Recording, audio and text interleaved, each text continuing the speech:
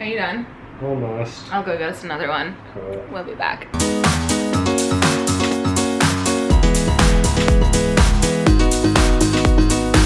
Okay, we're back. Drum roll. How much is our rent, Robin?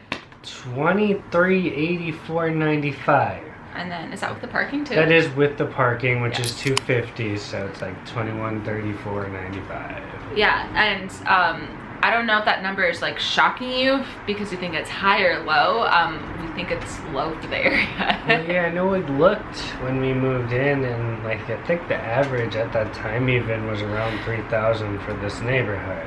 Yep. So, and it was what, technically like $1,988 when we moved in, I think. Yeah, so our building's under rent control. Bless up. If you were moving to any large metropolitan city, not just San Francisco, but especially San Francisco, try your hardest. Twyla, stop.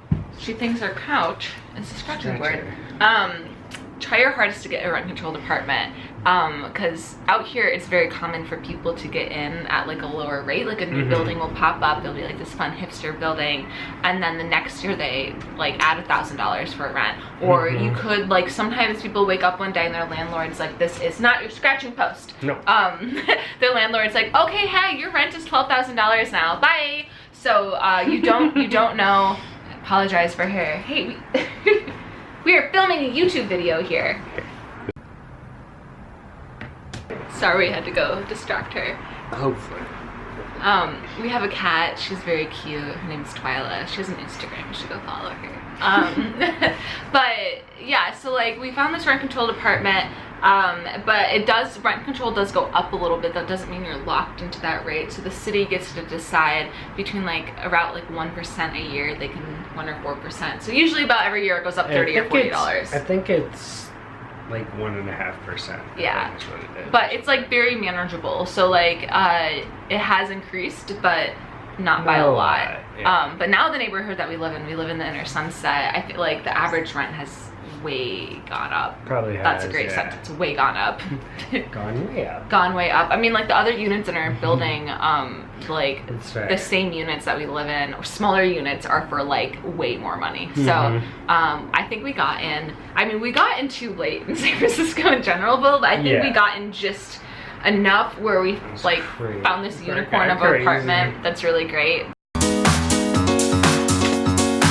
The story how we got this, well, we were living with his aunt for like 2 months, and we kept looking at all these units, and it's so competitive out here, and we were young, just out of college, like not married, didn't have jobs. It was really hard for us to find something, and we kept searching for apartments, and we finally got this rhythm down where we realized that we really needed to stick out. Like we'd show up for these showings and there'd be a line of people around the door all looking at this one really crappy tiny unit for like $3,000 a month. So we put together this little packet where we'd have like a photo of us and like our bio and like reference letters and just like anything I could think of to kind of make us stand apart. Like our credit, like you also needed like your credit history and your credit scores and like proof of payment and like all this stuff, and we'd put this in a little bio so we could hand it to someone when they like sat down and think about like, okay, I saw 100 people today, who do I offer this apartment to? That kind of helped us stand out, and it did. Someone did offer us an apartment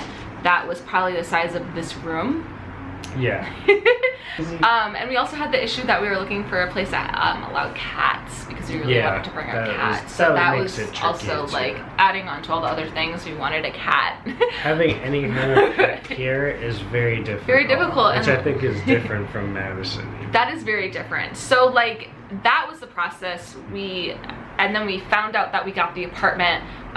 Well, we put our name in for this apartment and got denied, and then I think the people that they offered to it dropped out, and they were super desperate to fill this unit. Yeah, it was crazy. So it was very much of like, do you want this apartment? You have to come see it today. And thankfully we were already in the city, and we went over, and I was like, yes, just like we need some place to live.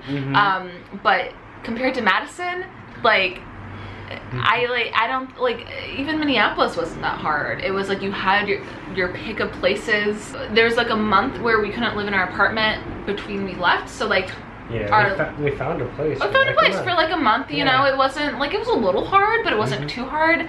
Like sometimes people on Facebook complain about their rent being like $600 in Madison. I'm just like, you don't even know. Don't even know. Don't even know. But like, you know, it's so easy to find an apartment in the Midwest. It's so cheap, and you get all this space. Our apartment, sorry, I just burped there. Our apartment is 480-ish square feet. No outdoor space. It does have a washer and dryer in the basement that's like for the building. Cats are allowed, and we were on the parking list for 3 years and finally got it. Yeah. No, 3.5 years. But that's like, it's great. It's a great little unit. I would love a porch. So I think that's the big difference between this and living in the Midwest, is you get space in the Midwest. So I grew up in the country. I grew up on 16 acres of land, a 3-bedroom house, like a basement and everything. And you grew up in the city, but you had a really big house too. Yeah. It's a good sized house. Yeah. There's 2 stories and a basement. And I have a lot of friends who still live there. Like my friend Yvonne, she has bought a condo. Not possible here. A condo here would be at least $1 million, and I highly doubt, Yvonne, that you paid $1 million for your condo. And it's this great little condo. She renovated and it looks so cute. And I'm sure she has a yard and a parking spot and multiple bedrooms. It's just like, it's just different. You get more space, you get more value for your money. But then again, you're in the Midwest. You're not in the city. Yeah. Yeah. I mean, it's worth it. I think it's worth it. Your heating is less here. I will say that. Like, electricity. Yeah, like we would, well, like I'm sure your parents did the same, where they're like, don't turn the heat up. Like, oh yeah, of course. Money isn't growing trees. Because I grew up in a really old house and it was so drafty and so cold. I remember sometimes walking around with like 7 layers on because I was so cold, and like they were like, don't turn the heat up. And I remember in college sometimes our heating bill would be like $150. So we don't pay heat here. Well, I guess we don't pay heat. Another reason we love our building. Or gas. We don't pay gas. We don't pay water. Or water. Or garbage. Or garbage. It's yes, amazing. you have to pay for garbage here. You do have to pay for garbage here, which we don't, but like in the city you do. So it sneaks in. So like on top of your rent, there's like usually water and like electricity and gas and garbage that you'll have to pay for. I don't know why our building doesn't. Yeah. Let's not push it. Yeah. We only pay for electricity, so. Which is like $30 a month. So yeah, that is our finance. That's how much we pay to live in this beautiful tiny apartment. I will say I do sometimes get like FOMO over people's outdoor spaces. Yeah. Yeah. I mean, we have Golden Gate Park, but it's not our own backyard. It's not our own backyard. I can't grow a vegetable garden there. But yeah, so that's like the main difference, is like you spend a lot more and you get a lot less. But it's location to location to location. Like we're in the heart of San Francisco. So there's so many things outweigh that. I guess that's a good transition to all the things we love about this city.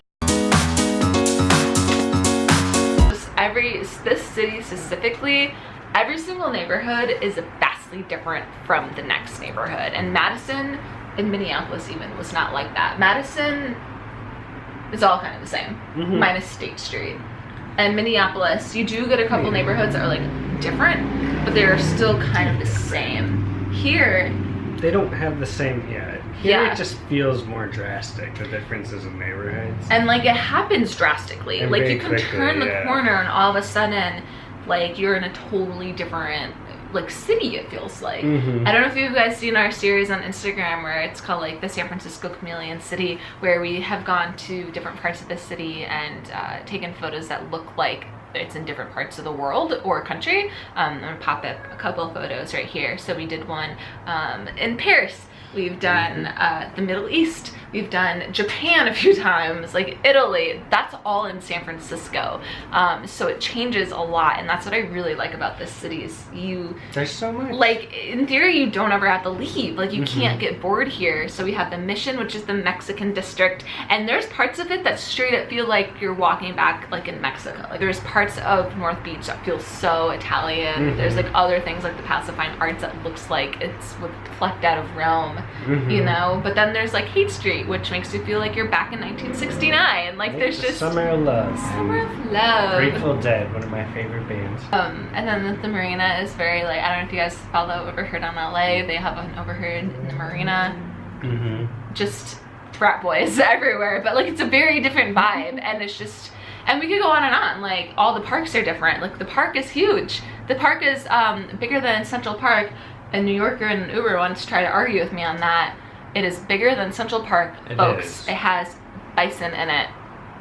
Let that settle in. There are bison in the Golden Gate Park. Does the Central Park have bison? No, it does not. It's my like fun fact I like to throw at people. But see, that just shows you how San Francisco is crazy and it's so different. There's a secret labyrinth in this city.